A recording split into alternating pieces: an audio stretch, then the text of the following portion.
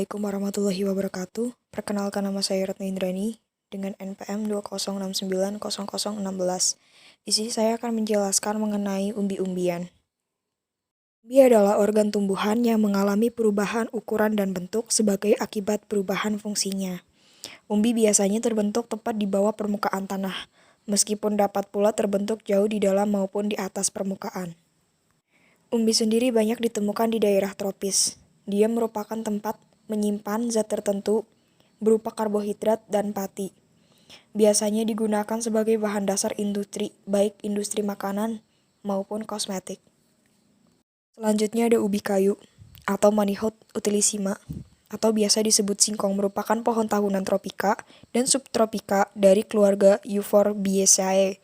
Dia diperkenalkan oleh orang Portugis pada abad ke-16 ke Nusantara dari Brazil. Ubi kayu dikenal luas sebagai makanan pokok penghasil karbohidrat. Ubi kayu tumbuh optimal pada ketinggian 10-700 meter di atas permukaan laut.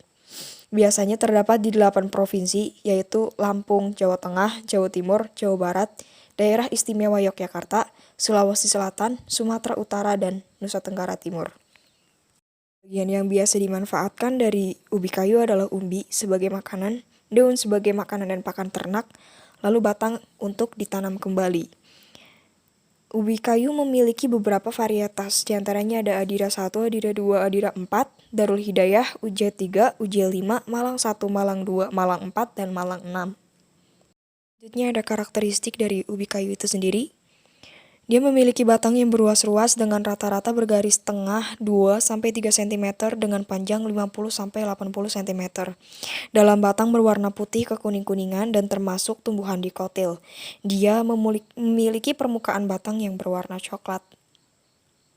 Selanjutnya ada hasil karakterisasi sifat fisik ubi kayu varietas Darul Hidayah, Adira 4, dan Malang 4.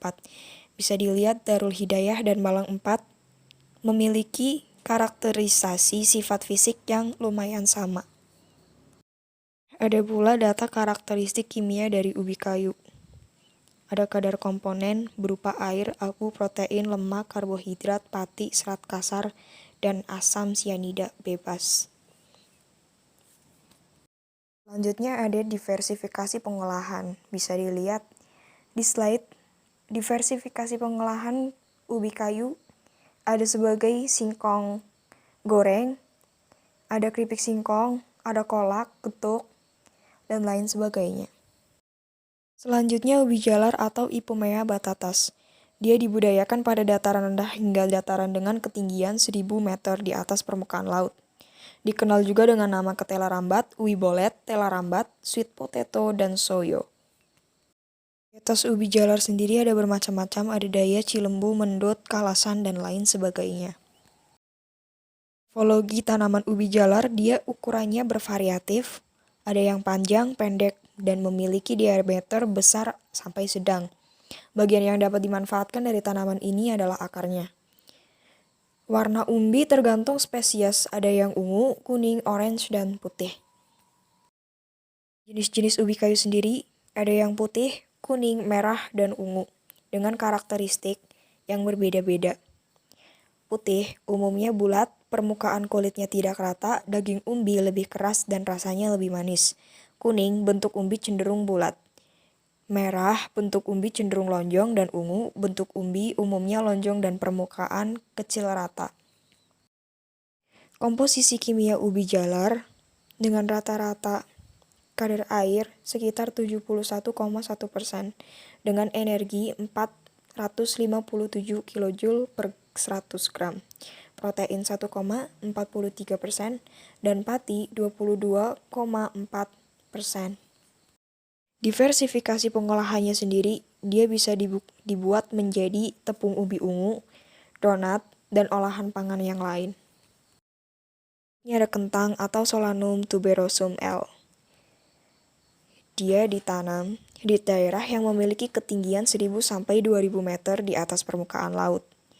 Bagian yang biasa dimanfaatkan adalah umbi batang dan ditemukan di daerah dataran tinggi seperti Dieng, Jawa Tengah.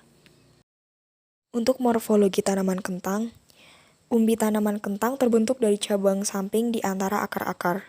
Proses pembentukan umbi ditandai dengan terhentinya pertumbuhan memanjang dari rizom atau stolon yang diikuti pembesaran sehingga rizom membengkak.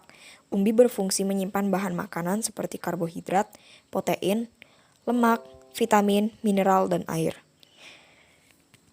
Ini dibedakan menjadi 3 golongan. Ada kentang putih, yaitu jenis kentang dengan warna kulit dan daging umbi putih, misalnya varietas Atlantik, Marita, Donata, dan lainnya. Ada juga kentang kuning, yaitu jenis kentang yang umbi dan kulitnya berwarna kuning, misal varietas granola, cipanas, cosima, dan lainnya. Ada juga kentang merah, yaitu kentang dengan warna kulit dan daging umbi merah, misalnya varietas Desiree dan Arka. Ada komposisi kimia kentang tiap 100 gram, dengan komponen protein 2 gram, lemak 0,10 gram, karbohidrat 19,10 gram, kalsium 11,00 mg, dan lain sebagainya.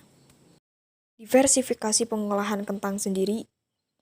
Kentang dapat dibuat menjadi tepung pati kentang, dapat juga dibuat menjadi kentang goreng, perkedel, dan kentang beku. Terima kasih telah menyimak presentasi saya. Semoga materi yang saya sampaikan dapat terserap dengan baik. Kurang dan lebihnya saya mohon maaf. Wassalamualaikum warahmatullahi wabarakatuh.